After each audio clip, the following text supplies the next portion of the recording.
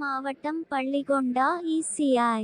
தூய மார்த்தேவாலய ஆண்டு விழா மற்றும் ஓய்வு நாள் பாடசாலை கட்டிடம் திறப்பு. வேலூர் மாவட்டம் பள்ளிகொண்டாவில் உள்ள இ.சி.ஐ. தூய மார்க் தேவாலயத்தின் 48வது ஆண்டு விழா மற்றும் பள்ளி மாணவ மாணவிகளுக்கான ஓய்வு நாள் பாடசாலை கட்டிடம் திறப்பு விழா வேலூர் ஏரியா இயக்குனர் அருள்திரு எப்னேசர் பிரேமானான் அவர்கள் தலைமையில் நடைபெற்றது. சிறப்பு அழைப்பாளராக இ.சி.ஐ. சென்னை பேராயர் டாக்டர் கதிரொளி மாணிக்கம் அவர்கள் கலந்து கொண்டு ஓய்வு நாள் பாடசாலை கட்டிடத்தை திறந்து வைத்து ஜெபித்து இயேசு கிறிஸ்துவின் நற்செய்திகளை குறித்து உரையாற்றினார். இந்நிகழ்ச்சியில் பள்ளிகொண்டா இ.சி.ஐ. தூய மார்க் ஆலயத்தின் ஆயர் அருள்திரு அசோக் குமார், ஆலய மூப்பர் குழு, சபை விசுவாசிகள் மற்றும் ஊர் பொதுமக்கள் பலர் கலந்து கொண்டனர்.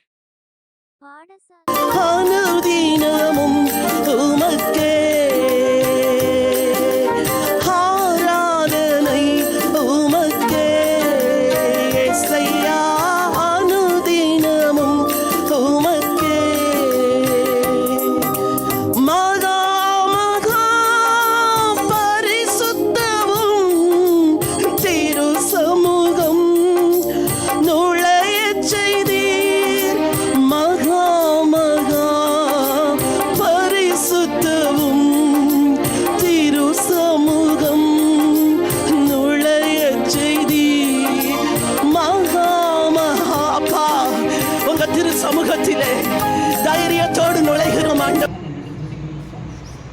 பாய்ப்பதும் எங்களுடைய வெளிய ஏரியாவில் பள்ளிக்கூட திருச்சபைக்கு நான் கடந்து வர நீருக்கு பாராட்டி தயவுக்காக கொடான கொடி சொற்களை இருக்கிறோம் சுவாமி.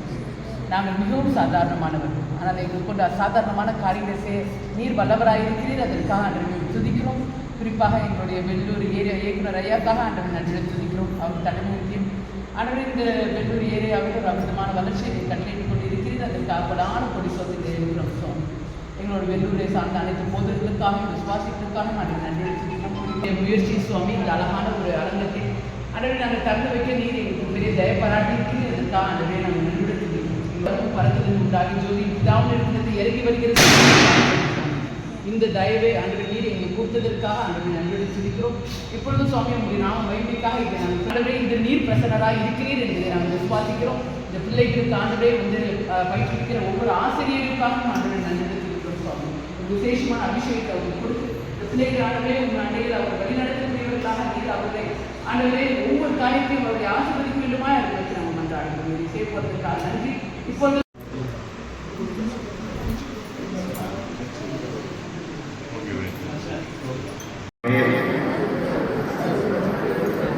அருமையான இந்த 2025 வருஷத்துல இந்த 8வது மாதத்தில் இந்த 6ஆம் தேதியில் நம்முடைய இ.சி.ஐ. பள்ளிகொண்டா திருச்சபைக்கு தேவனை செய்த பெரிய கிருபைக்காய் நாம் நன்றி செலுத்துகிற ஒரு நேரம்.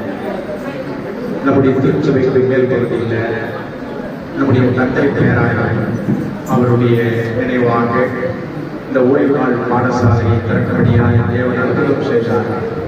நம் மத்தியிலும் கூட நம்முடைய சென்னை பேராயர் அவர்கள் வந்து இந்த நிகழ்வுகளை நடத்தி கொடுக்கும்படியாக தேவன் கிருபை செய்திருக்கிறார். இந்த நல்ல நிகழ்வுக்கு ஆரம்பமாக நாம் அனைவரும் தலைகளை கட்டளை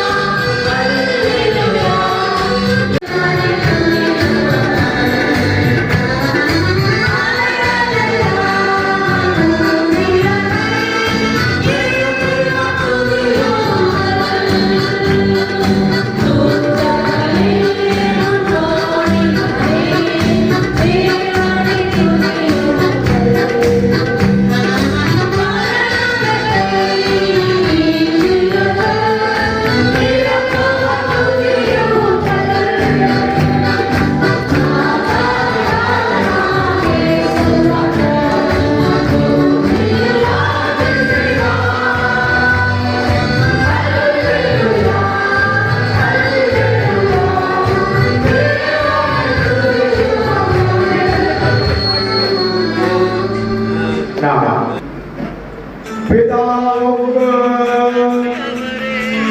குமாரனுக்கு பரிசுத்த ஆவிக்கு மகிமை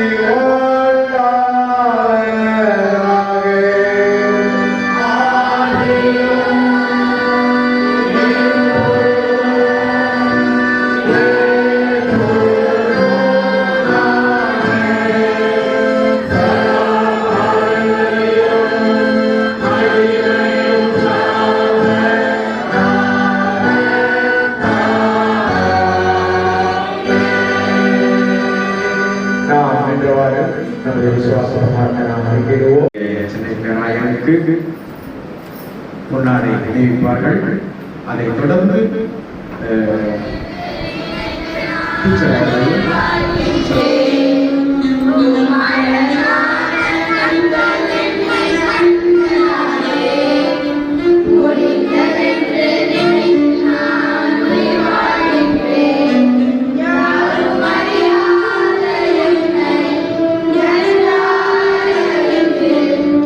Yeah.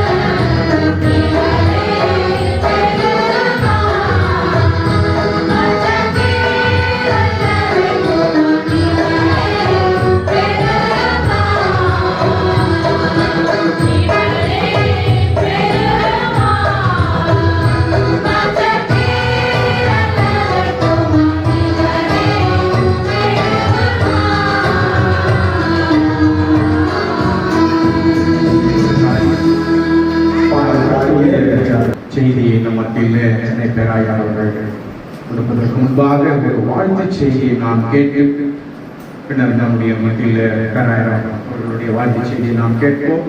இந்த வேளையில் நாம் கரங்களை தட்டி ஏரியா சேர்மன் ஐயா அவர்களை நாம் திருப்பெயரிலே 48வது ஆண்டு விழாவை ஆசரித்துக் கொண்டிருக்கிற பள்ளிகொண்டா திருச்சபையினருக்கு நல்வாழ்த்துக்களை தெரிவித்துக் கொள்கின்றேன். இந்த விழாவினை சிறப்போடு ஒழுங்கு செய்திருக்கிற இத்திருச்சபையின் ஆயர் அவர்களை திருச்சபையின் மூப்பர்கள் கனப்படுத்த விரும்புகிறார்கள்.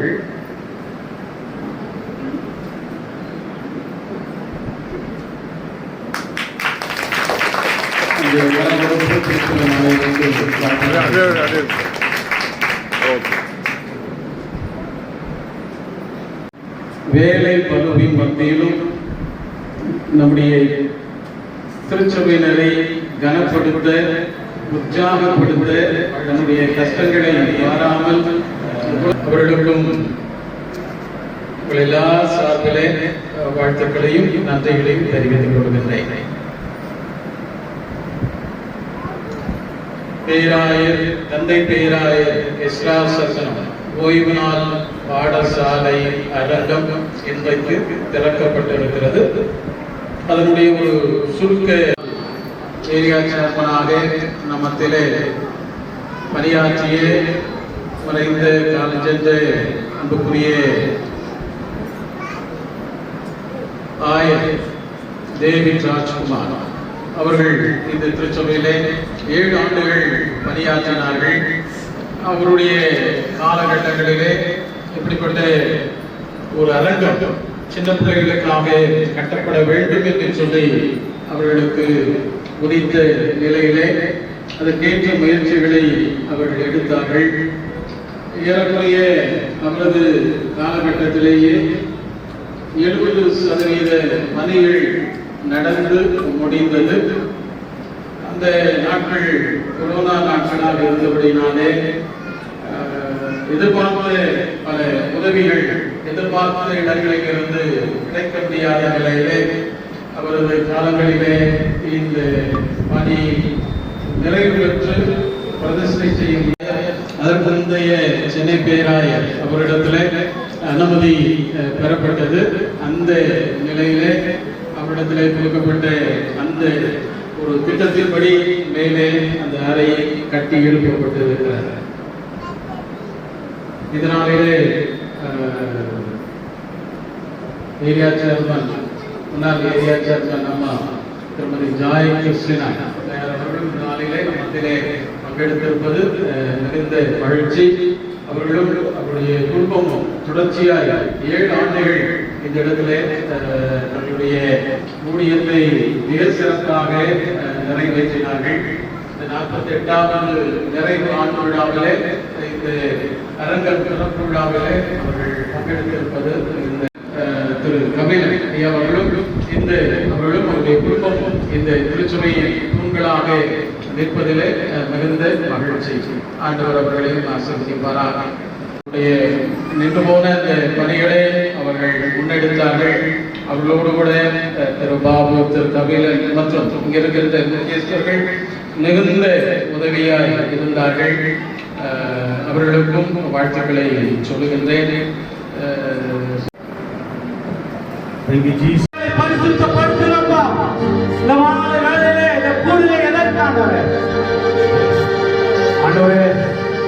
அவருடைய கனவு ஆண்டவரே, என்னுடைய தந்தை பேராயுடைய கனவு நாளிலே அவருடைய பெயரை முடிச்சூட்டி தடை பண்ணாதீர்கள் என்று வேதவசனம் சொல்கிறது. என்னடா ராஜ்யம் அவர்களுடைய விதமாக மாணவர்களப்பா நான் வார்த்தைக்குள் கடந்து செல்கிறோம்.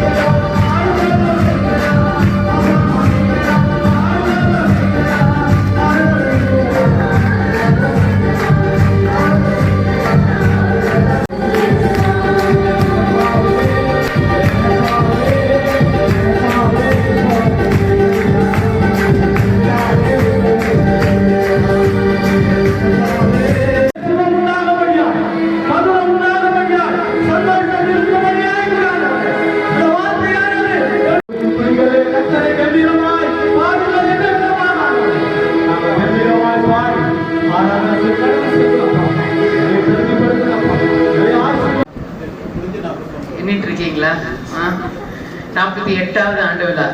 சரியா ஐயா? 48வது ஆண்டு விழாவில் கலந்து கொள்ள தேவன் பாராட்டுகிறார். தயவுகளுக்காக நான் ஆண்டவரை துதிக்கிறேன். அது மட்டுமல்ல, மேலே நம்மளுடைய ஓய்வு நாள் பாடசாலை அரங்கத்தை திறந்து வைக்க தேவன் கிருபை பாராட்டினார். நம்ம தந்தை பேராயர் ஐயாவுடைய பேரை சுற்றி இருக்கிறீர்கள். கண்டிப்பாக நான் உறுதியாக விசுவாசிக்கிறேன். அந்த ஓய்வு நாள் பாடசாலையில் பல எஸ்ராக்களை உருவாக்க தேவன் வல்லவராயிருக்கிறார். ஹல்லேலூயா. ஆண்டவர் காரியங்களை வாய்க்கை செய்ய வல்லவராயிருக்கிறார். நம்ம என்ன பண்ணணும்? அதுக்காக கொஞ்சம் பிரயாசப்படணும். ஆனா காரியங்களை யார் வாய்க்கை செய்யறது? ஆண்டவர் தான். அதாவது கண்டிப்பாக அங்க நிறைய பிள்ளைங்க அந்த ஓய்வு நாள் பாடசாலையில் படிப்பாங்க. ஆண் பிள்ளைகளாக இருக்கட்டும், பெண் பிள்ளைகளாக இருக்கட்டும், ஆண்டவர் ஊழியத்தில் அழைக்கப்படுகிற எல்லாரும் அந்த இடத்துலேருந்து ஆண்டவரை குறித்து அந்த ஆரம்ப கல்வியை நாம் கற்றுக்கொண்டு இன்னும் அதிக உத்வேகத்துடன் ஆண்டவருக்கு செயல்பட தேவன் நம்மளுக்கு ஒரு பெரிய தயை பாராட்டுவார். கண்டிப்பாக பள்ளிக்கூட திருச்சபையிலிருந்து பல ஊழியக்காரர்களும் ஊழியக்காரிகளும் பல கிளை திருச்சபையிலும் உருவாக்க தேவன் வல்லவராக இருக்கிறார். நான் ஆண்டவரை துதிக்கிறேன். அவர்களுடைய பிரயாசம் இன்று ஆண்டவர் இதை வாய்க்க செய்திருக்கிறார். அவருடைய அருமையான துணைவியார் அம்மா ஜாய் கிறிஸ்டியன் அம்மா இங்கு வந்திருக்கிறாங்க. அவங்களுக்காக நான் ஆண்டவரை துதிக்கிறேன். அவர்களுடைய உழைப்பு 7 வருடங்கள் இங்கே என்ன பண்ணியிருக்காங்க? ஆண்டவர் ஊழியத்தை நிறைவேற்றி இருக்கிறார்கள். ஆண்டவர் அவர்களுடைய பிரயாசத்தை இன்று வாய்க்க செய்திருக்கிறார். அதற்காக நான் ஆண்டவரை துதிக்கிறேன். அது மட்டுமல்ல, எனக்கு பள்ளிக்கொண்டானே இல்லை, வெள்ளூருக்கு வந்தாலே எனக்கு அதிகமாக ஞாபகம் வருது நம்மளுடைய முன்னாள் போதகர், மூத்த போதகர் டேவிட் ஐயா அவர்கள் தான். அதனால அவங்களுடைய குடும்பத்தினர் எல்லாரும் இங்கே பார்க்கும்போது எனக்கு ரொம்ப சந்தோஷம். அவங்க சாயல்ன்றது ஒன்று இருக்கு பார்த்தீங்களா? அதனால அப்படியே பார்த்தா நம்மள இருந்து எல்லாரையும் என்ன பண்ண முடியுது? நம்மளால பார்க்க முடிகிறது. அவங்களெல்லாம் பார்க்கும்போது எனக்கு ரொம்ப சந்தோஷம். ஏன்னா நான் சிறுமியா இருக்க போது இந்த பகுதியில் தந்தை பேராயர் ஐயாவுடையும் அம்மாவுடையும் இந்த பகுதியில் என்ன பண்ணுவோம், நானும் என் தங்கச்சும் வருவோம். அப்போ நாங்கள் எல்லாம் முன்னா விளையாட்டு இருந்த ஒரு காலம் ஒன்று இருந்தது. இப்போ வந்து ஆண்டவருடைய ஊழியத்தை செய்யக்கூடிய ஒரு ஊழியக்காரியா நான் இங்கே இருக்கிறவங்க முன்னால, அதற்காக நான் ஆண்டவரை துதிக்கிறேன். அது மட்டுமல்ல, திருச்சபையை சார்ந்த அனைவருக்காகவும் நான் ஆண்டவரை துதிக்கிறேன். குறிப்பாக அதிகமாக பிரயாசப்பட்டு இந்த காரியங்களை எல்லாம் முழுமையாய் செய்து முடித்திருக்கிற ரெவரண்ட் அசோக்குமார் ஐயாவுக்காக நான் ஆண்டவரை துதிக்கிறேன். அவர்களுக்காகவும் அவருடைய துணைவியாருக்காகவும் நான் ஆண்டவரை பலத்த கலட்சத்தை கொடுங்க, கைத்தட்டத்தில் எதை கண்டிப்பாக அவருக்காக நான் ஆண்டவரை துதிக்கிறேன். அவருடைய பிரயாசத்துக்காக நான் ஆண்டவரை துதிக்கிறேன். அது மட்டுமல்ல, இங்குள்ள மூப்பர்களுக்காகவும் அருமையான சபை விசுவாசிகளுக்காகவும் குறிப்பாக நம்மளுடைய ஏரியா இயக்குனர் ஐயாக்காகவும் ஏரியா ட்ரெஷரர் ஐயா அவர்களுக்காகவும் ஏரியாவை சார்ந்த அனைத்து போதவர்களுக்காக நான் ஆண்டவரை துதிக்கிறேன். ஏரியா இயக்குனர் ஐயா இந்த பகுதியில் ஆண்டவருடைய ஊழியத்தை அதிக உத்வேகத்தோடு என்ன பண்றாங்க, செய்து கொண்டு இருக்கிறாங்க. என்னுடைய பெரிய வாஞ்சை என்னன்னா, இங்க இருக்கிற அனைத்து போதகர்களும் உங்களுடைய அந்த 5 வருடத்தை நிறைவேற்றுவதற்கு முன்பாக ஒரு கிளர்ச்சி என்ன பண்ணிடணும், ஆரம்பிச்சிடணும். வெள்ளூர் பேராயமாக ஒரு காலத்துல உருவாகணுன்றத என்னுடைய பெரிய வாஞ்சை. அது மட்டுமல்ல, நம்மளுடைய வெள்ளூர் ஏரியா வந்து it has to double it self. என்னை பொறுத்த வரைக்கும் அருமையான ஏரியா இயக்குநரையாக்க முன்னாடி நான் சொல்லியிருக்கேன். கண்டிப்பாக இந்த ஒரு காலகட்டத்தில் அந்த காரியங்களை அவர் நிறைவேற்றுவார் என்பதை நான் விசுவாசிக்கிறேன். நம்ம ஏரியாவுக்குன்னு ஒரு தனிப்பட்ட தரிசனம் இருக்கணும். ஒவ்வொரு திருச்சபைக்கும் ஒரு தனிப்பட்ட தரிசனம் இருக்கணும். பள்ளிக்கொண்டாவுடைய தரிசனம்னு என்ன பண்ணிருக்கணும், நீங்க வச்சிருக்கணும். இப்போ நம்மளுடைய டயசஸ்க்குன்னு ஒரு தரிசனம் இருக்கு. ஒவ்வொரு திருச்சபையும் ஒரு கிளை திருச்சபையை உருவாக்கணும். அதே மாதிரி ஒவ்வொரு விசுவாசியும் ஒரு சுவிசேஷகராக மாறணும். நம்மளுடைய ஈசிஐயுடைய தரிசனம் என்னன்னா, 1,00,000 திருச்சபைகளை அதோட நாம மகிமைக்காக நம்ம உருவாக்கணும். அப்போ ஒவ்வொரு ஏரியாவுக்கும் ஒரு தரிசனம் இருக்கணும், ஒவ்வொரு திருச்சபைக்கும் ஒரு தரிசனம் இருக்கணும். இந்த அடுத்த 5 வருடங்களில் நாங்கள் இந்த காரியத்தை நிறைவேற்ற போறோம் அப்படின்னு அதற்காக முழுமையாக முயற்சி செய்து உங்க கிளை திருச்சபைக்காக நான் ஆண்டவரை துதிக்கிறேன். கண்டிப்பாக அந்த இடத்துல ஊழியத்தை நிறைவேற்றி ஒரு இடத்தை வாங்கி ஒரு ஆலயத்தை கெட்ட தேவன் உங்களுக்கு தயை பாராட்டணும். ஹல்லேலூயா. அதற்காக முழு வீச்சோட என்ன பண்ணணும், நம்ம செயல்படணும். ஏரியாவுக்கு நிறைய அதிகமாக நம்ம எல்லாரையும் உற்சாகப்படுத்தக்கூடியவர்கள், அவர்களுக்காக நான் ஆண்டவரை துதிக்கிறேன். கண்டிப்பாக இந்த காலகட்டத்தில் ஆண்டவர் நம்மளுடைய பிரயாசத்தை எல்லாத்தையும் என்ன பண்ணுவார், ஆண்டவர் வாய்க்க செய்வார். அந்த இதை பற்றி சொன்னாங்க, அது கம்ப்ளீட்டாக மறந்தே போச்சு. இஸ்ரேலுக்கு நாங்கள் எல்லாரும் பிரயாணம் பண்ணணும்னு எல்லா பெட்டியெல்லாம் வாங்கி எல்லாம் ரெடி பண்ணி வச்சுட்டோம். அப்போ வந்தது என்னதுங்க, கொரோனா. அதுக்கப்புறம் அது வேண்டாம் அப்படின்னு சொல்லிட்டு அதை கேன்சல் பண்ண ஒரு சூழ்நிலை வந்தது. ஆனால் ஆண்டவர் கண்டிப்பாக அந்த காரியத்தை ஏதாவது ஒரு காலகட்டத்தில் வாய்க்க செய்வார் என்பதை நான் விசுவாசிக்கிறேன். ஆண்டவர் அற்புதத்தையும் அதிசயங்களையும் செய்யக்கூடியவர். ஹல்லேலூயா.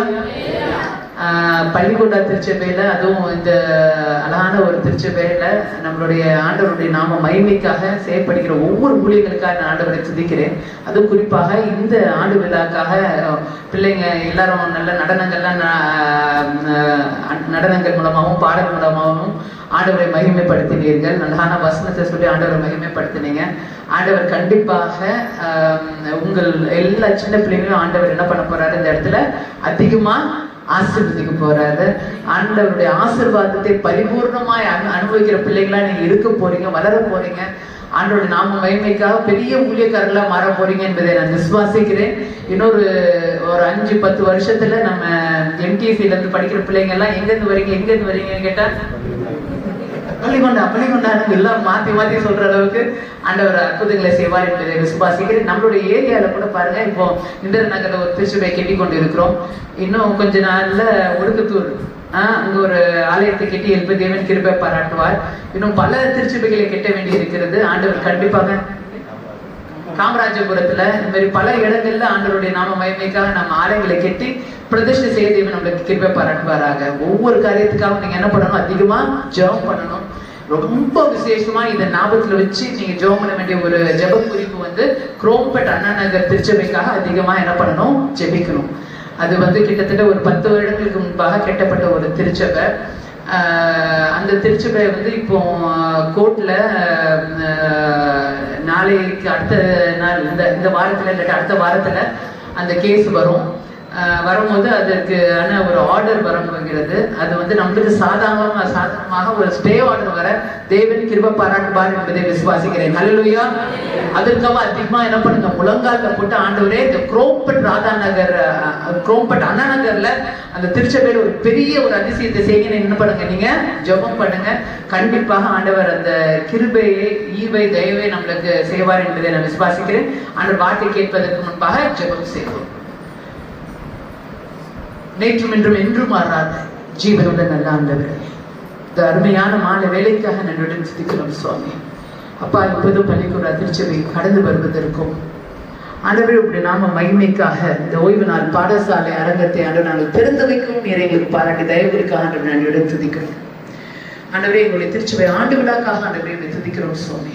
48 ஆண்டுகள் நீர் கண்ணின் மணியை போல பாதுகாத்து வைத்து உண்மை துதிக்க, உண்மை மகிமைப்படுத்த ஒரு கூட்ட ஆத்மாவை நீர் ஆயத்தப்படுத்தி வைத்ததற்காக ஆண்டவரே உண்மை துதிக்கிறோம் சுவாமி. ஒவ்வொரு காலகட்டத்திலும் இங்கு பணியாற்றிய ஒவ்வொரு போதகர்களுக்காக ஆண்டவரே நன்றியுடன் துதிக்கிறோம். குடும்பத்தினருக்காக நன்றியுடன் துதிக்கிறோம். ஆரம்ப கால ஊழியம் எவ்வளவோ கடினமா இருந்திருக்கும் சுவாமி. அந்த ஆரம்ப கால ஊழியத்தின் ஆண்டவரே நீர் அவர்கள் ஒவ்வொருத்தரையும் பயன்படுத்தி வந்த கிருபைகளுக்கு ஆண்டவரை துதிக்கிறோம். அந்த காலகட்டத்தில் ஆண்டவரே முழு வீச்சுடன், முழு விசுவாசத்துடன், ஆண்டவரே முழு உத்வேகத்துடன் உங்கள் செயல்பட்டதின் விளைவாக இந்த ஆலயத்தில் இருந்து உண்மை நாங்கள் மகிமைப்படுத்திக் கொண்டிருக்கிறோம். ஆண்டவரே, ஒவ்வொரு காலகட்டத்தில் உள்ள மூப்பர்களுக்காக, ஒவ்வொரு காலகட்டத்தில் உள்ள விசுவாசிகளுக்காக நன்றியுடன் துதிக்கிறோம். தலைமுறையாக நீங்க தாங்கி எங்களை வழிநடத்தி வருகிற கிருபைகளுக்காக ஆண்டவரை நாங்கள் துதிக்கிறோம் சுவாமி. எப்பொழுதும் ஆண்டவரே உங்கள் வார்த்தையை கேட்க இருக்கிறோம். எங்களுக்கு வேண்டிய செய்தியை ஆண்டவரை நீங்க கொடுங்க, எங்களை ஆசீர்வதிங்க, பலப்படுத்துங்க, கிருபையால் எங்களை சூழ்ந்து கொள்ளுங்க. இயேசு நாமத்தில் ஜெபிக்கிறோம் ஜீவனுள்ள நல்ல பிதாவே, ஆமென். பயன்படுத்த தேவன் வல்லவராய் இருக்கிறார். ஹல்லேலூயா. என் மனதில் ஆண்டவர் எனக்கு கொடுத்த செய்தியை உங்களிடம் பகிர்ந்து கொள்ள ஆசைப்படுகிறேன். இந்த திருச்சபைக்கு இந்த ஆண்டு விழாக்கு ஆண்டவர் கொடுக்கிற வாக்குத்தத்த வசனம் என்னாகும் 6ஆம் அதிகாரத்துல 24வது வசனத்திலிருந்து நம்ம பார்க்கிறோம். கர்த்தர் உன்னை ஆசீர்வதித்து உன்னை காக்க கடவர். கர்த்தர் தம்முடைய முகத்தை உன்மேல் பிரகாசிக்க பண்ணி உன்மேல் கிருபையாயிருக்க கடவர். கர்த்தர் தம்முடைய முகத்தை உன்மேல் பிரசன்னமாக்கி உனக்கு சமாதானம் கட்டளையிட கடவர் என்பதே. ஹல்லேலூயா. இந்த திருச்சபைக்கு ஆண்டவர் கொடுக்கிற ஆசீர்வாத வசனங்கள் இதுதான். ஆசீர்வாதம்னால நம்மளுக்கு எல்லாருக்கும் ரொம்ப பிடிக்கும் இல்லைங்களா? ஆசீர்வாதம் பிடிக்காதவங்க யாராவது இருக்கீங்களா? என்ன அப்படிலாம் இருக்கவே மாட்டோம். ஆசீர்வாதம்னாலே நம்மளுக்கு ரொம்ப சந்தோஷமா இருக்கும். ஆசீர்வாத வசனங்கள் நம்மளுக்கு எந்த அளவுக்கு பிடிக்கும்னா, இந்த நியூ இயர் அன்னைக்கு 1ஆம் தேதி வருது பாருங்களா, அந்த ஆசீர்வாதம், அந்த அட்டைக்காக நம்ம என்ன பண்ணுவோம், பொதுவா கொடுக்குற எல்லாருக்கும் கொடுக்குற அந்த போர்டு, சர்ச்சில் கொடுக்குற ஆசீர்வாத வசனத்தை தாண்டி அந்த அட்டையில எனக்கு ஆண்டவர் இந்த வருஷம் என்ன ஆசீர்வாதத்தை கொடுத்திருக்காரு, என்ன வாக்குத்தத்தத்தை கொடுத்திருக்காருன்னு ஆவலோட ஜெபத்தோட நம்ம என்ன பண்ணிட்டு இருப்போம், காத்துட்டு இருப்போம். எங்கேயோ எதையோ நினைச்சு பிரயாணப்பட்டுட்டு போகும்போது கூட நம்ம போற வண்டிக்கு பின்னாடி ஏதாவது ஒரு வசனம் எழுதிருப்போம். அதை பார்த்த உடனே ஐயோ ஆண்டவர் என்னைக்கு இந்த வசனத்தை கொடுத்திருக்காருன்னு நம்ம என்ன பண்றோங்க, உற்சாகப்படுறோம். அப்போ ஆசீர்வாத வசனம்னால நம்மளுக்கு என்ன பண்ணுங்க, ரொம்ப பிடிக்கும். ஆசீர்வாதம்ன்ற வார்த்தை என்னை பொறுத்த வரைக்கும் இது வந்து ஒரு கிறிஸ்துவ வார்த்தையா தான் நான் என்ன பண்றேன், பாக்குறேன். இப்போ காலம் போக போக அந்த வார்த்தை கொஞ்சம் மலிவா போயிட்டு இருக்கிற மாதிரி எனக்கு தோணுது. ஏன்னா ஒரு கோதுமை மாவு இருக்கு, அதுக்கு என்ன பேருன்னா ஆசீர்வாத் ஆட்டா. சரி, கோதுமை மாவுல என்ன வந்துருச்சு? ஆசீர்வாதம் வந்துருச்சு. அதுக்கப்புறம் இந்த சின்டெக்ஸ் டேங்க் ஒண்ணு இருக்கு, அதுக்கு என்ன பேருன்னா ஆசீர்வாத் டேங்க். ஸோ இது அதாவது மனிதனுடைய ஆசீர்வாதத்துக்கும் ஆண்டவருடைய ஆசீர்வாதத்துக்கும் ரொம்ப வித்தியாசம் இருக்கு.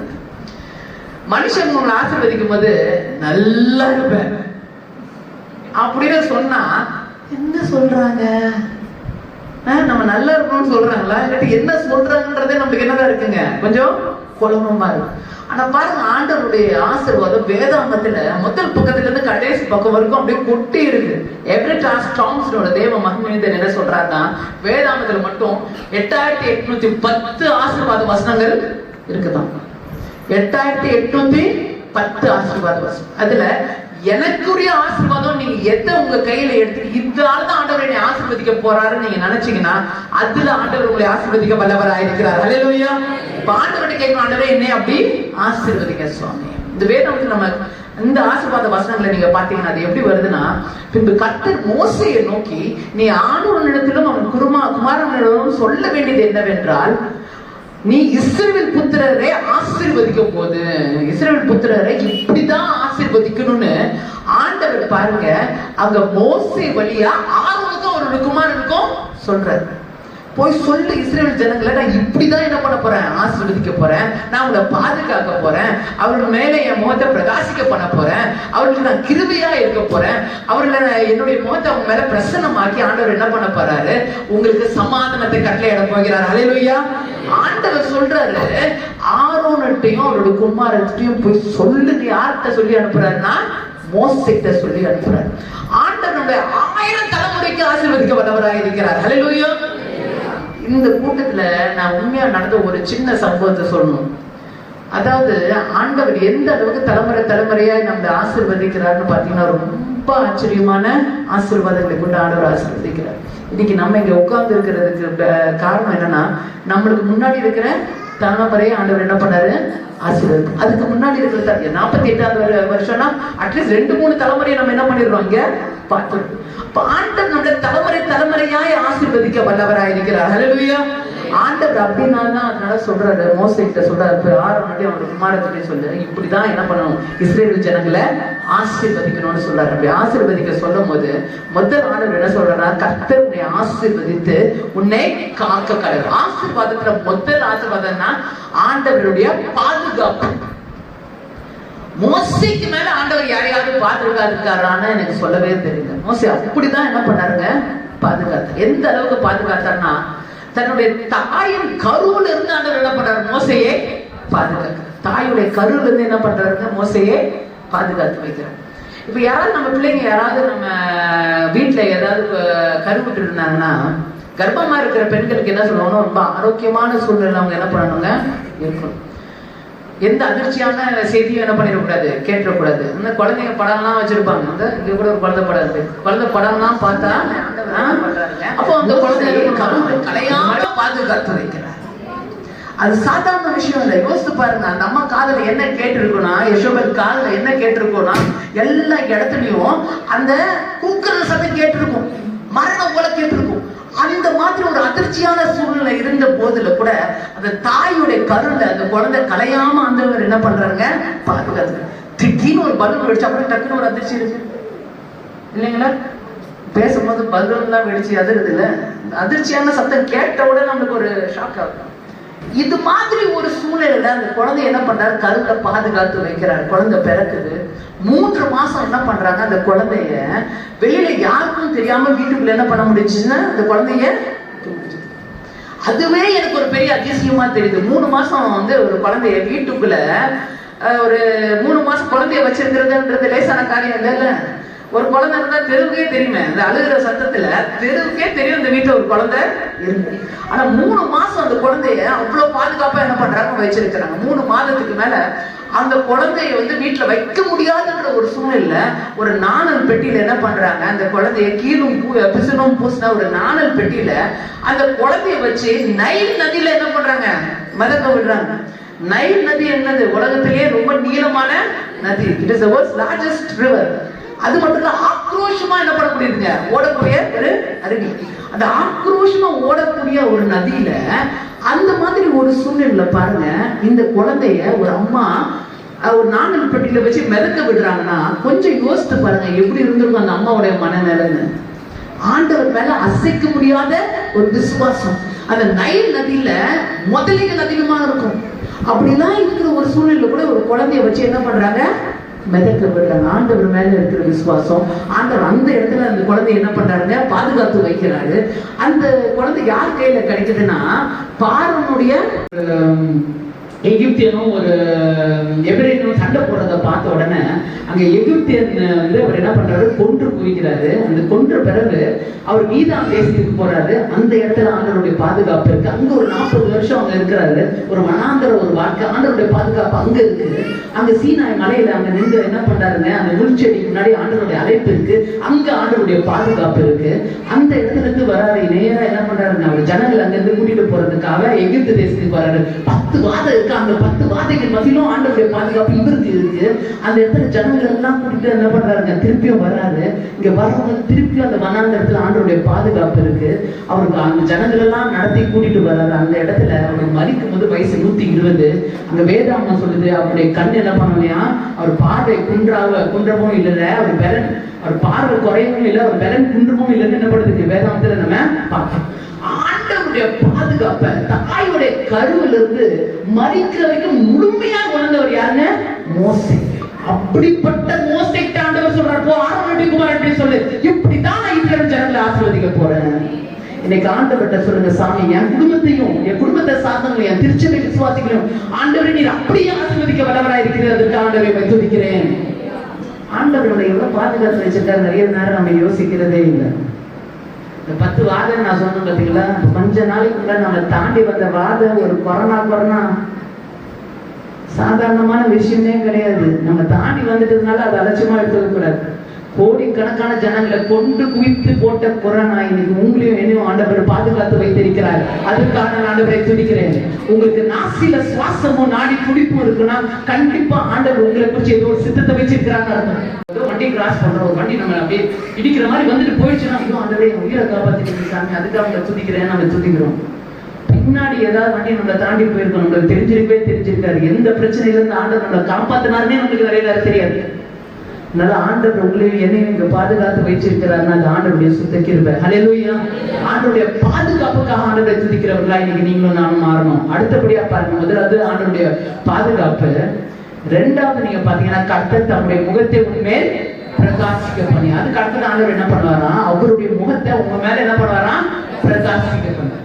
இதை வாசித்தோடனே எனக்கு ஒரு சின்ன ஒரு டவுட் இருந்தது. சரி, கூகுள் என்னதான் சொல்லுதுன்னு பார்க்கலாம். இப்போ எந்த இடத்தாலும் நம்ம என்ன பண்றதுங்க, இப்போ பிள்ளைங்க எல்லாம் ChatGPT பாக்குற மாதிரி நான் என்ன பண்ணேன், கூகுள் அடிச்சு பார்த்தேன். What can you do to make your face shine, முகத்தை பிரகாசமாக்கிறதுக்கு என்ன பண்ணணும் அப்படின்னு கேட்டா, கூகுள் சொன்ன சில காரியங்களை சொல்றேன்னா வேதாமம் சொல்லல, கூகுள் என்ன சொல்லுது.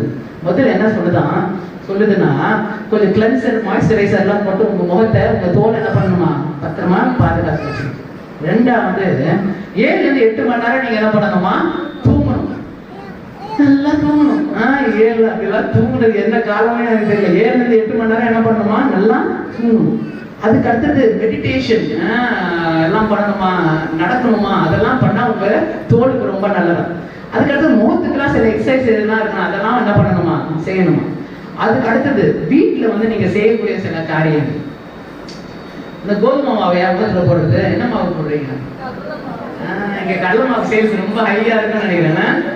சரி, கடலை மாவுலாம் என்ன பண்ணணுமா, இப்படி போட்டா முகம் என்னதாயிருமா, பிரகாசமா ஆகும். அதுக்கு அடுத்தது சூப்பர் ஃபுட்ஸ், ஃப்ரூட், நிறைய பழங்கள், காய்கறிகள் எல்லாம் சாப்பிட்டீங்கன்னா உங்க தோல் ரொம்ப நல்லது. இந்த வறுத்த சாப்பிட்ட இதெல்லாம் என்ன பண்ணக்கூடாது, சாப்பிடக்கூடாது. இதெல்லாம் பண்ணீங்கன்னா உங்க முகம் பிரகாசமா இருக்கும்னு உலகம் நமக்கு ஆலோசனை கொடுக்குது. நான் வேதாமம் என்ன சொல்லுது பாருங்க, யாராவது எடுத்த உங்க வாசிங்க. யாத்திராகமம் 34வது அதிகாரம் 29வது வசனம். யாத்திராகமம் 34:29. மோசே சாட்சி பலகைகளை இரண்டையும் தன் கையில் எடுத்துக்கொண்டு சீனாய் மலையிலிருந்து இறங்கிய போது தன்னோடு அவர் பேசினதினாலே தன் முகம் பிரகாசித்திருப்பதை அவர் அறியாதிருந்தான். ஹல்லேலூயா. 40 நாள் என்ன பண்ணாராம் மோசே சீனா மலையில ஆண்டவருடைய பிரசன்னத்துல ராத்திரியும் பகலுமா உட்கார்ந்து, ராத்திரியும் பகலுமா ஆண்டவருடைய பிரசன்னத்துல அப்படி உட்கார்ந்து இருந்த மோசேக்கு இப்ப ஆண்டவருடைய பிரசன்னத்துல அப்படியே ஊறி போய் ஆண்டவருடைய பிரசன்னம் இப்ப யார் மேல ஒட்டிக்கிச்சீங்க? மோசே மேல. அவர் அவ்வளவு பிரகாசமா இருந்ததா அது அவருக்கு தெரியல. ஆனா சீனாய் மலையில இருந்து கீழே 2 சாட்சி பலகையோட கீழே வரும்போது மற்றவங்க எல்லாம் பார்த்து என்ன பண்றாங்கன்னா அவரை பார்த்து பயந்துட்டாங்க. பைபிள் என்ன சொல்லுது, வேதாம் நம்மளுக்கு என்ன சொல்லுதுன்னா அவரை பார்த்து என்ன பண்ணாங்க? பயந்துட்டாங்க. மோசைய பார்த்து பயந்த மற்ற இஸ்ரவேல் ஜனங்க பயந்தா பரவாயில்ல, ஆரோன சேர்ந்து பயந்துருக்காரு. எனக்கு ரொம்ப பிடிச்சது அதான் இருந்துச்சு. கூட பிறந்தவங்க யாராவது நம்மளை பார்த்து பயப்படுவாங்க? எனக்கு ஒரு தங்கச்சி இருக்கா, எந்த காலகட்டத்திலும் என்னை பார்த்து பயப்படுற ஆளே கிடையாது. கூட பிறந்தவங்க நம்மளை பார்த்து பயப்படுறது வாய்ப்பே, நான் சொல்றது கரெக்ட் தானே? மற்றவங்க எல்லாம் பயப்படலாம், கூட பிறந்தாங்க இங்க யாரும் பயப்படுற? ஆர்வம் சேர்ந்து என்ன பண்றாரு? அண்ணன் அண்ணன்காரன் தம்பியை பார்த்து பயப்படுறாரு. ஏன்னா ஆண்டோட பிரசன்னம் என்ன பண்ணிச்சு அவர் மேல முழுசா, அவர் முகம் அவ்வளோ பிரகாசமா இருந்ததுனால அவர் கிட்ட போக என்ன பண்ணாங்களா? பயந்தாங்க. அதனால அவர் முகத்தை முக்காடு போட்டு மூடி மட்டத்துக்கு என்ன பண்ணாரா? பேசுங்க. அப்போ உங்க முகம் பிரகாசமா இருக்கணும்னா நீங்க கடலை மாவு, கோதுமை மாவு, மைதா மாவெல்லாம் போடுறதை நிறுத்திட்டு ஆண்டவருடைய பிரசன்னத்துல உட்கார்ந்துட்டு இருந்தீங்கன்னா, ஆண்டவரோட பிரசன்னத்துல ஊறிட்டீங்கன்னா, ஆண்டவரோட பிரசன்னம் முழுசா உங்களுக்குள்ள வந்துருச்சுன்னா உங்களுடைய முகத்தை பிரகாசிக்க தேவன் வல்லவராக இருக்கிறார். ஹல்லேலூயா. இப்போ பிரசனம், ஆண்டவருடைய பிரசனம் அப்படின்ற வார்த்தைக்கு எபிரேய மொழியில கவானா அப்படின்னு சொல்லுவாங்க. சொல்லுங்க பார்க்கலாம். கவானா, கவானா. பாருங்க, இப்ப எபிரேய மொழியெல்லாம் பேசுறீங்க நீங்க. என்ன கவானா என்ன அர்த்தம்னா the presence of God. ஆண்டோடைய பிரசன்னம்னு அர்த்தம். ஆண்டோடைய பிரசன்னம்ன்றது நீங்க உடுக்கிற புடவையோ போடுற சட்டையோ கிடையாது. ஆண்டோடைய பிரசன்னம் எங்க இருக்கணும்னா உங்களுக்குள்ள வாசமா இருக்கும். நம்ம என்ன ஒரு தப்பு பண்றோம்னா, ஜெபிக்கும் போது நம்ம பண்ணக்கூடிய ஒரு தவறு என்னன்னா, ஆண்டவருடைய பிரசனத்துக்கு போகும்போது எல்லாம் நம்ம பண்ற ஒரு தவறு, ஆண்டவர்கிட்ட எப்பவும் எதையாவது கேட்டுக்கிட்டே போறோம். ஆண்டவரே எனக்கு இதை கொடுங்க, அதை கொடுங்க, எனக்கு இது தேவை, எனக்கு அது தேவை. தேவைகளை எடுத்துக்கிட்டே என்ன பண்றோம்? போறோம். தேவைகளை ஆண்டவர்கிட்ட எடுத்துட்டு போறது தவறு கிடையாது. ஆண்டவர் தவிர வேற யாரும் கேட்போம், ஆண்டவர்கிட்ட கேட்கிற தவறு கிடையாது. ஆனா அதுக்காக மட்டுமே ஆண்டவர்கிட்ட போறது தப்புதான். அது ஒரே ஒரு காலம், எனக்கு இது ஆண்டவரே, எனக்கு இதெல்லாம் எனக்கு பணம் தேவை, நாளைக்கு காலை கடங்காரன் திங்கக்கிழமை இன்னைக்கு சர்ச்சிலேயே இருக்கிறதா என்ன கிழமைன்னு கூட தெரியுமா? சரி, இந்த புதன்கிழமை நான் இருக்கேன் ஆண்டவரே, ஆலயத்துக்கு வந்திருக்கேன், தயவு செய்து இந்த வெள்ளிக்கிழமை கடங்காரன் வந்து நிற்பான், அவனை வந்து பதில் சொல்றதுக்கு நீங்க எனக்கு காசு கொடுங்க. ஆண்டவர்கிட்ட கேட்கறது ஒவ்வொரு தடவையும், ஐயா ஆண்டவரே இந்த 3ஆவது தெருவுல 4வது வீட்டுல உள்ளவங்க எப்ப பார்த்தாலும் என்கிட்ட பிரச்சனை பண்ணிட்டே இருக்காங்க, அவங்கள நீங்க கவனிச்சீங்க. இப்படி எப்பவும் ஒரு தேவையோட என்ன பண்ணிட்டு இருக்கோம்? ஆண்டவர்கிட்ட போறோம். அப்படி இல்லாம ஆண்டவருடைய பிரசனத்தை, ஆண்டவருடைய பிரசனத்துக்காக மட்டுமே போறதுதான் கவானம். அப்படின்னா என்ன அர்த்தம்னா, இப்ப உங்க பிள்ளைங்க வந்து ஒவ்வொரு தடவையும் உங்களை பார்க்கும் போதெல்லாம் உங்க தலைய பார்த்தாங்கன்னு வச்சுங்களேன், அம்மா தலைய பாக்குறாங்க, அப்பா தலைய பார்த்தாலே ஓடி வந்து அப்பா எனக்கு 2000 ரூபாய் கொடுப்பா, 1000 ரூபாய் கொடுன்னு ஒவ்வொரு தடவையும் உங்க பிள்ளைங்க உங்களை பார்க்கும் போதெல்லாம் காசு கேட்டா உங்களுக்கு எப்படி இருக்கும்? சார் அம்மா பிள்ளைங்க ஒருத்தர் திருப்பி பாத்துக்கிறாங்க, அந்த பிரச்சனை இருக்கும் போல இருக்கு. சரி, ஆக மொத்தம் ஒவ்வொரு தடவையும் உங்க பிள்ளைய பார்க்கும் போதெல்லாம் உங்க பிள்ளை உங்களோட காசு கேட்டா என்ன ஆகும் சொல்லுங்க? உங்க பெத்த பிள்ளையா இருந்தா கூட நம்மளுக்கு கோவம் வருமா? வராதா? வரும். ஆனா அதுக்கு பதிலாக உங்க பிள்ளை வந்து உங்ககிட்ட வந்து, அப்பா சும்மா உங்க கூட கொஞ்ச நேரம் உட்காந்துருக்கணும்ப்பா, உங்க மேல சாஞ்சி உட்காந்துருக்கணும்னு தோணுதுப்பா, உங்க தோல்ல கொஞ்ச நேரம் சாஞ்சி இருக்கணும்னு உங்க பிள்ளை உங்கள்ட்ட சொன்னா, பிள்ளைட்டு வந்து அம்மா உன் மடியில கொஞ்ச நேரம் படுத்துருக்கணும்மா, சும்மா உங்க கூட கொஞ்ச நேரம் இருக்கணும்னு சொன்னா நம்ம மனசு எப்படி இருக்கும் இல்லையா? அதுதான் கவானா. கவானா என்னன்னா, ஆண்டவர்கிட்ட போய் இது வேணும் அது வேணும்னு கேட்டுட்டே இருக்கிறது கிடையாது. ஆண்டவர்கிட்ட சாமி நான் சும்மா உங்க பிரசனத்துல இருக்க வந்திருக்கிறேன். ஹல்லேலூயா. அப்படி போய் ஆண்டவருடைய பிரசனத்துல அமர்ந்து இருக்க தேவன் உங்களுக்கு எனக்கு கிருபை பாராட்டுவாராக. எங்க அம்மாவுக்கு ஒரு பழக்கம், எங்க வீட்டுக்குள்ள ஒரு படி இருக்கு, அந்த படியில 3வது படியில அம்மா என்ன பண்ணுவாங்க, எப்பவும் உட்கார்ந்து ஜெபம் பண்றது அவங்களுக்கு ஒரு பழக்கம். இப்போ அதே படியில நான் உட்காரும் போது ஆண்டவர்கிட்ட அதான் சொல்றேன், சாமி எனக்கு இது வேணும் அது வேணும், இந்த பிரச்சனை அந்த பிரச்சனை அதெல்லாம் எழுதுறேன். சும்மா உங்க கூட கொஞ்ச நேரம் உட்கார்ந்து இருக்கிற வந்திருக்கேன் அப்படின்னு சொன்ன மாத்திரத்துல ஒரு 5 நிமிஷத்துல என் கண்ணில் தார தாரையா கண்ணீர் வந்துடும். ஏன்னா ஆண்டவர் அவ்வளவு நம்மளுக்கு செஞ்சிருக்கு. ஆண்டவருடைய பிரசனத்துக்காகவே ஆண்டவர் இடத்துக்கு போகுது. உங்களுக்கு எனக்கு என்ன பண்ணணுங்க? திருப்பி ஆண்டவருடைய பிரசனம் உங்க முகத்துல என்ன பண்ணுமா? அது தெரியுமா? பிரகாசிக்க ஆரம்பிக்கும். அதுக்கு அடுத்தது பாருங்க, அவர் கொடுக்குற ஆசீர்வாதம் உண்மையில் கிருபையாய் இருக்க கடவுள். ஆண்டவருடைய கிருபை, His grace, ஆண்டவருடைய அந்த இறக்கம், ஈவு, தயவு, ஆண்டவருடைய கிருபை. ஆண்டவருடைய கிருபையை குறித்து ஃபர்ஸ்ட் என்னுடைய விளக்கத்தை சொல்றேன், அதுக்கப்புறம் வேதாந்த நிபுணர்கள் சொல்ற விளக்கம் நான் சொல்றேன். என்னுடைய விளக்கம் ரொம்ப சிம்பிள். உங்களால செய்யவே முடியாது நீங்க நினைக்கிற காரியத்தை உங்களால முடியாது. இந்த காரியம் எல்லாருக்கும் எல்லா காரியமும் முடியாது. உங்களுக்கு முடியவே முடியாது நீங்க நினைக்கிற காரியத்தை ஆண்டவர்கிட்ட பேசாம, இந்த காரியம் என்னால எனக்கு முடியவே முடியாது, ஆனா உங்களை மட்டுமே நம்பி போய் நினைக்கிறேன், இதை நீங்க செஞ்சு முடிங்கன்னு கேட்கறது ஆண்டவருடைய சுத்த கிருபை. உங்களால முடியாத காரியத்தை உங்களை முடிக்க வைக்கிறது ஆண்டவருடைய. இதுக்காக நான் எவ்வளவு வேணா பேசிக்கிட்டே போலாம். ஏன்னா ஒவ்வொரு நாளும் அங்கேயும் எங்கேயும் ஆண்டவருடைய கிருபை மட்டும்தான் என்னை என்ன பண்ணுதுங்க? நிற்க வைக்குது.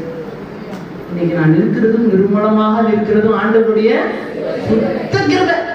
அது எனக்கு தான் தெரியும்.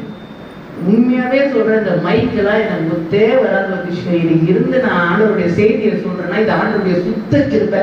கதிரொலிக்கு கதிரொலிய தெரியும். எனக்கு கண்டிப்பா மைக் முன்னாடி தான் பேசுறதுக்கு வாய்ப்பே கிடையாது. இப்ப நான் பேசுறேன்னா இது ஒரே ஒரு கிரெடிட், ஒரே ஒருத்தருக்கு மட்டும் தான் மகிமையும் கனமும் துதி எல்லாம் செலுத்துறது ஆண்டவருக்கு மட்டும்தான். என்னை இதுக்காக நான் வளர்க்கப்பட்ட ஒரு பொண்ணும் கிடையாது. இப்படி ஊழியம் பண்ணணும்னு எனக்கு எங்க அம்மாவோ அப்பாவோ யாரோ சொன்னதே, ஒரு பேச்சு கூட எங்க வீட்டுல நடந்தது கிடையாது. சும்மா சாதாரணமான பேச்சு கூட நடந்தது கிடையாது. ஆனா இன்னைக்கு நான் நிக்கிறேன்னா இது ஆண்டவருடைய சுத்த கிருபை. ஆண்டவருடைய கிருபை பெற்றவர்களா இருக்க வேண்டியது அவசியம். கிருபையை பற்றி வேதாந்த நிபுணர்கள் சொல்ற காரியம், கிருபைக்கு எபிரேய மொழியில கென் அப்படின்ற ஒரு வார்த்தை யூஸ் பண்றாங்க. ஹென்னா என்ன அர்த்தம்னா, பிரதிபலனே செய்யவே முடியாது, பிரதிபலனை நம்மளுக்கு செய்ய முடியாத மனிதருக்கு நம்ம செய்யக்கூடிய ஒரு ஈவு. அதாவது நீங்க சில பேருக்கு எந்த ஒரு உதவியும் செய்யவே முடியாது, ஆனா அவங்களா உங்களுக்கு ஒரு உதவி செய்யறாங்கன்னா அது பேர் தான் கிருபை. நீங்க எதுவுமே அவங்களுக்கு திரும்ப செய்யவே முடியாது. இப்ப ஆண்டவருடைய கிருபைன்னா நம்ம எதுவுமே அவங்களுக்கு செய்யவே முடியாது. ஆண்டவருடைய இறக்கத்தினால எனக்கு பண்றது நம்ம மேல ஒரு கிருபையை ஆண்டவர் வைத்திருக்கிறார். அதனாலதான் இங்க பவுலடியார் ஆண்டவர்கிட்ட போய் கேட்கிறார், ஆண்டவர் என் சரீரத்துல ஒரு முள்ளு இருக்கு சாமி, அதை எடுத்துருங்கன்னு 1 தடவை 2 தடவை 3 தடவை சொல்ற. சாமி நான் உங்களுக்காக இதை பண்றேன் அதை பண்றேன், இங்க ஓடுறேன் அங்க ஓடுறேன், இதெல்லாம் பண்றேன் இதெல்லாம் பண்ணி முடிக்கிறேங்க சாமி, என் சரீரத்துல இருக்கிற முள்ளை எடுத்துருங்கன்னு சொல்லும் போது அங்க ஆண்டவர் சொல்றாரு, என் கிருபை உனக்கு போதும், my grace is sufficient for you. சில நேரத்துல சில முள்ளுகளை ஆண்டவர் எடுக்கவே மாட்டாங்க. உங்க வாழ்க்கையில முள்ளோட வாழ்க்கை எப்படின்றது ஆண்டவர் உங்களுக்கு கற்றுக் கொடுப்பார். சில முள்ளு வாழ்க்கையில போகவே போகாது, ஆனா அந்த முள்ளை சமாளிச்சு வாழக்கூடிய கிருபையை ஆண்டவர் என்ன பண்றாரு? உங்களுக்கு கொடுக்கிறார். அந்த கிருபையை பெற்ற மனுஷனா இருந்தவர் யார் தெரியுமா? மோசே. அங்க பாத்தீங்கன்னா யாத்திராகமம் 33ஆம் அதிகாரம் 17ஆவது வசனம். யாராவது எடுத்து வாசிங்க. யாத்திராகமம் 33:17. மோசேயை நோக்கி, நீ சொன்ன இந்த வார்த்தையின்படியே செய்வேன், என் கண்களில் உனக்கு கிருபை கிடைத்தது, உன்னை பெயர் சொல்லி அழைத்து அறிந்திருக்கிறேன் என்றார். ஹல்லேலூயா. ஆண்டவருடைய கண்ணுல மோசேக்கு எப்படி கிருபை கிடைச்சதோ அதே மாதிரி ஆண்டவர் சொல்றாரு, போய் ஆரோனுடைய அவருடைய குமாரத்திடையே சொல்லு, இப்படிதான் என் ஜனங்களை நான் ஆசீர்வதிப்பேன். ஆண்டவருடைய கிருபை பெற்றவர்களா இன்னைக்கு நீங்களும் நானும் அமர்ந்திருக்கிறோம். ஹல்லேலூயா. ஆண்டவருடைய கேளுங்க, ஆண்டவரே உங்க கிருபை எனக்கு போதும் சுவாமி, இந்த காலகட்டத்தில் இந்த பிரச்சனை இந்த ஒரு சூழ்நிலையிலிருந்து கடந்து போய் எனக்கு தயப்பாராட்டுங்க, கிருபையை போதும். அதுக்கப்புறம் இறுதியா அவர் சொல்ற கர்த்தர் தம்முடைய முகத்தை உன்மேல் பிரசன்னமாக்கி உனக்கு சமாதானம் கட்டளையிட கடவர். ஹல்லேலூயா. ஆண்டவர் என்ன கொடுப்பாரா? உங்களுக்கு ஒரு சமாதானத்தை. அந்த சமாதானம் ஒரு தெய்வீக சமாதானம், புத்திக்கு எட்டாத ஒரு தெய்வீக சமாதானம். அது எப்படிப்பட்ட சமாதானமா இருக்கும்னா, எல்லாமே ரணகலமா ஆயிட்டு இருக்கும்போது, எல்லாமே பிரச்சனை உச்சத்துல போகும்போது, எல்லாரும் அப்படியே அலறிட்டு இருக்கும்போது நீங்க மட்டும் அமைதியா இருக்கும். எல்லாருக்கும் ஒண்ணுமே என்னடா இது இவ்வளவு பெரிய பிரச்சனை, இவங்க ஏன் அமைதியா இருந்தாங்க? காரணம் ஆண்டவர் கொடுக்க ஒரு சமாதானம், அந்த புத்திக்கு எட்டாத ஒரு தேவ சமாதானம். எந்த இடத்துல நம்மளுக்கு சமாதானம் வேணும்னு ஆண்டவர் உங்களுக்கு கொடுக்குறாரோ அதெல்லாம் ஆண்டவர் கொடுக்குற ஒரு தெய்வீகமான ஒரு சமாதானம். தந்தை பேராலய அவர்கள் கடந்த செப்டம்பர் 22ஆம் தேதி மரிக்கும் போது உண்மையாகவே அந்த தெய்வீக சமாதானத்தை என் வாழ்க்கையில் நான் உணர்ந்தேன். ஏன்னா அதுக்கு முன்னாடி கிட்டத்தட்ட 1 மாதம் ஐயாவை 1 மாதத்துக்கு மேலே கரெக்டாக ஒரு ஒன்றரை மாதத்துக்கு மேலே கிட்டத்தட்ட 2 மாதம் அவங்கள நாங்கள் ஹாஸ்பிட்டலில் வச்சு என்ன பண்ணோம், உங்களை பார்த்துட்டு ஒரே பதட்டமாக இருந்தது. என்ன நடக்க போகுதுன்னு தெரியல, என்னெல்லாமோ நம்ம என்ன பண்ணோம், முயற்சி பண்ணோம். ஆனால் பாருங்க, அவங்க இறந்த பிறகு அவங்க இறந்த அந்த விதம் எவ்வளோ சமாதானமா ஐயா இறந்தாங்க. அவங்க கையை தான் நாங்கள் எல்லாம் பிடிச்சிருந்தோம். நான் அப்பாவுக்கு முத்தம் கொடுத்துருந்தேன், பிள்ளைங்கெல்லாம் கூட இருந்தாங்க.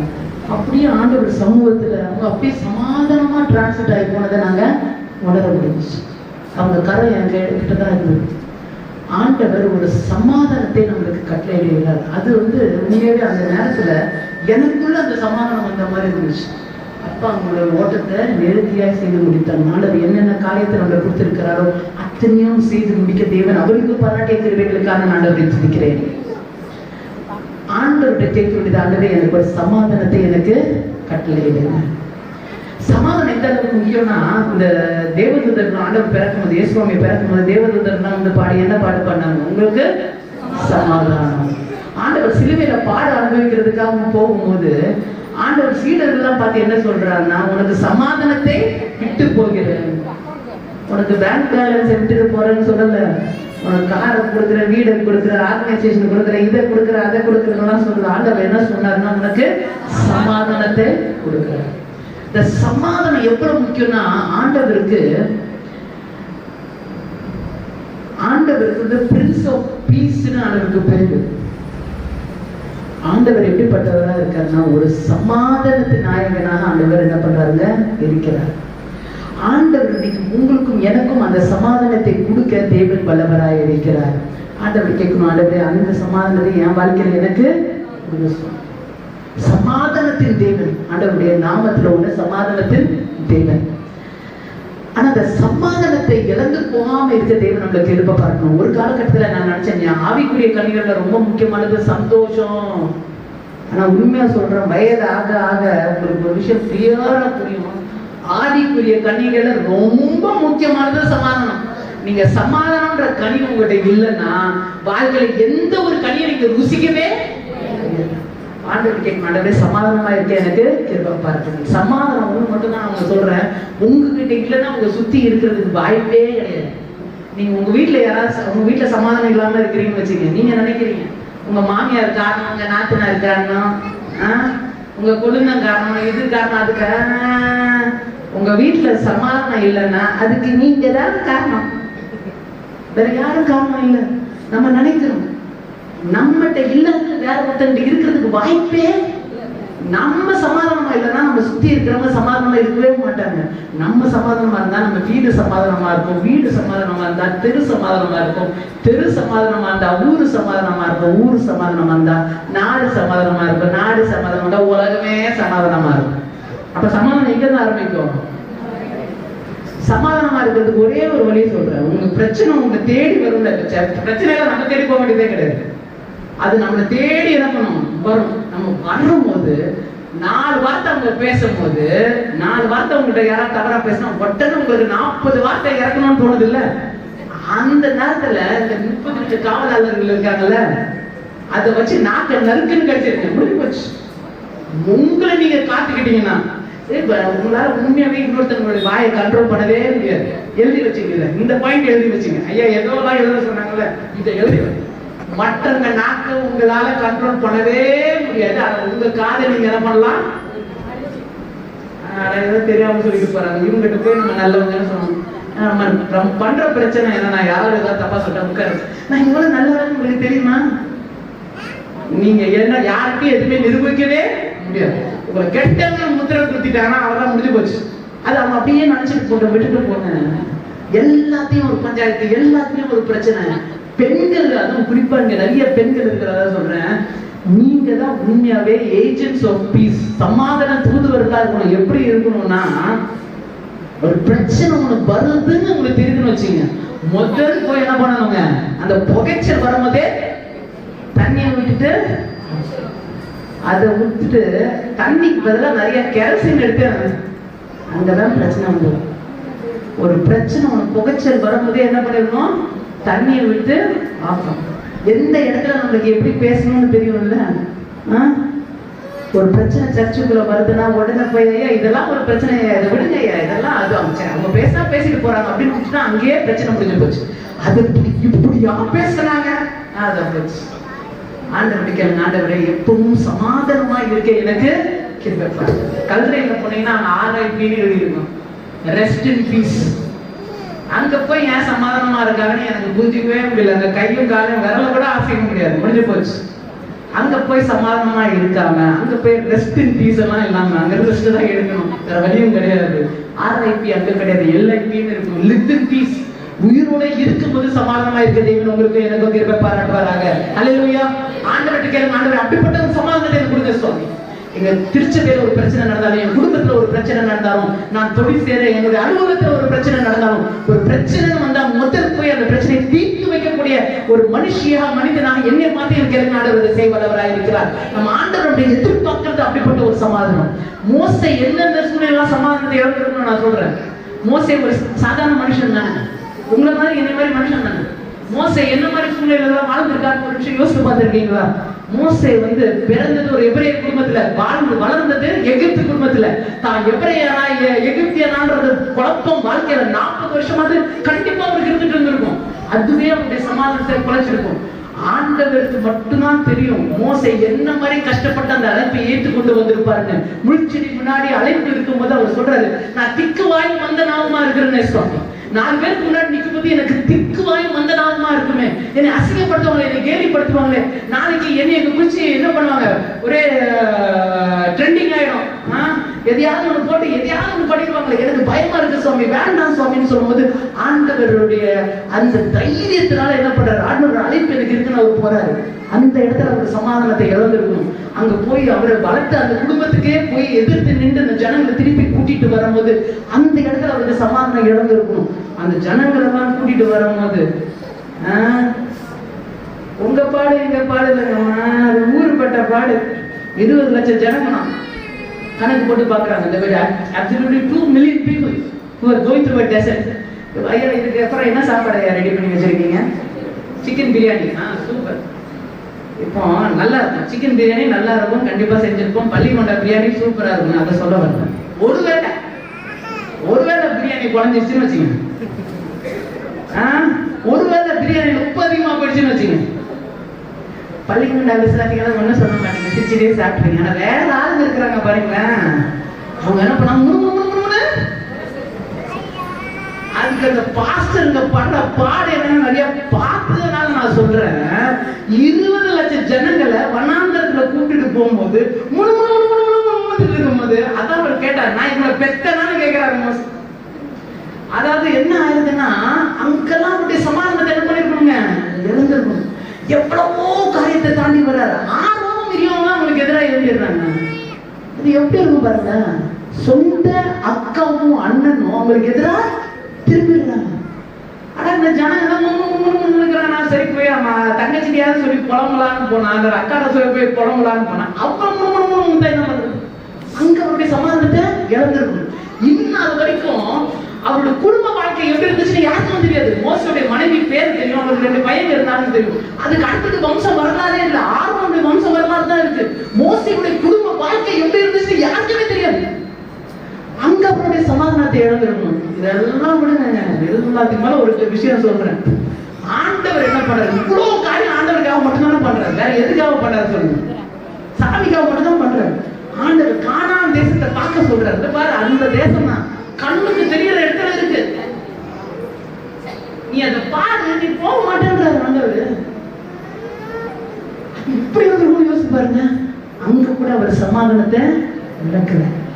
ஆண்டவர் அவரை சமாதானமா இருக்க வைத்தது போல உங்களுக்கு என்னையும் சமாதானமா வைக்க தேவன் வல்லவராய் இருக்கிறார்.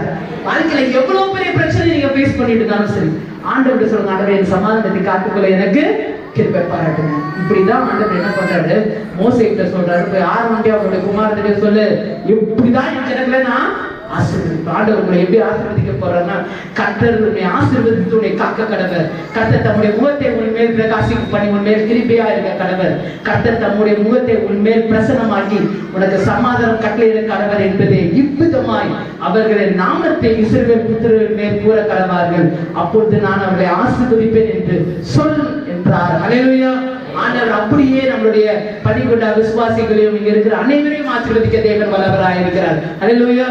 ஆண்டவர் கண்டிப்பாக இந்த ஆசீர்வாதங்களை நம் வாழ்க்கையில் ஆமென் என்றும் அவர் கொண்டு வருவார் என்பதை நான் விசுவாசிக்கிறேன். ஆண்டவருக்காக உற்சாகமா ஊழியர்களை நிறைவேற்றுங்க. கண்டிப்பாக ஆண்டவர் வெள்ளூரில் ஒரு பெரிய எழுப்புதலை உங்க மூலமாய் கட்டளையிட தேவன் வல்லவராய் இருக்கிறார். நான் ஏற்கனவே சொன்னது போல உங்களுடைய இடம் வாங்கும்படியாக, அடிக்கல் நாட்டும்படியாக, திறப்பு விழா செய்யும்படியாக அடிக்கடி நாம போகணும். ஒரு சேலஞ்சிங்கான ஒரு மெசேஜ் கடைசியில் சொல்லி முடிச்சாங்க, இன்னும் ஆண்டவருக்காக ஊழியம் செய்யுங்க. அதை நாம ஒரு தரிசனமாக நம்முடைய திருச்சுவைக்கு நாம் வச்சுக்கோம். இந்த நாளில் நம்முடைய கிளை சபை நடத்துகிறோம் இல்லையா, சுரேஷ் பாபு ஐயா வீட்டில் நடத்துகிறோம். அவர் இந்த பத்திர காப்பி ஜெராக்ஸ் எல்லாம் இங்கே எட்டு வந்திருக்கிறார், குடும்பமாக வந்திருக்கிறார். நம்முடைய ஏரியா சேர்மன் ஐயா அவரை இந்த பொன்னாடை போற்றி அவரை இன்னும் உற்சாகப்படுத்தி வரவேற்க கத்தார். ஞாயிற்றுக்கிழமை சாயங்காலம் பிஷப்பம்மா சொன்ன அதுக்காக சேர்மன்.